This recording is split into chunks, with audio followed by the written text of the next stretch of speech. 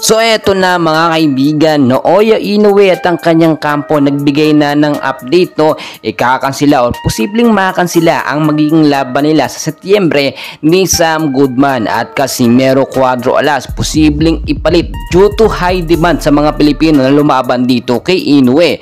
And bago natin yan ipagpatuloy mga kaibigan ko, palike and subscribe po muna and pahit po ng notification bell.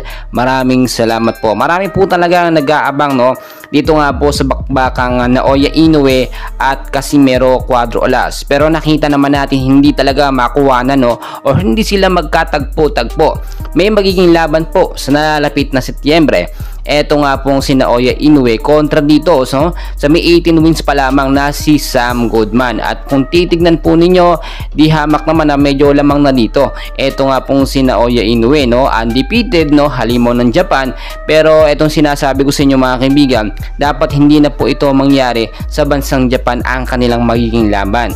Kaya nga po patuloy pa rin yung iniimbestigahan ng World Boxing Organization, especially eto nga pong si Bob Arum, dahil nga po lagi na lang daw po sa bansang Japan ginaganap ang mga laban ni Inoue, hindi man lang daw lumalabas ng ibang bansa. Kaya naman kung sakasakali nga daw po, no, na makansela, no, or hindi paboran ng World Boxing Organization or pirmahan yung magiging laban nila sa nalalapit na Setyembre, ay posible pong ipalit ang ating Angas ng Pinas. So bakit si Angas ng Pinas ang hinahanap o posibleng ipalit dito kay Sam Goodman? Due to high demand po, no, at request na rin ng mga Pilipino para na rin makabawi tayo sa mga Pilipino boxer na pinataob nga po tinalo nitong si Naoya Inoue, no, ay babawi etong si Cuadro Alas. Kung makikita at nakikita nyo sa mga page po, no, sa mga post ni Casimero Cuadro Alas, ay tuloy-tuloy po ang kanyang ensayo na ginagawa.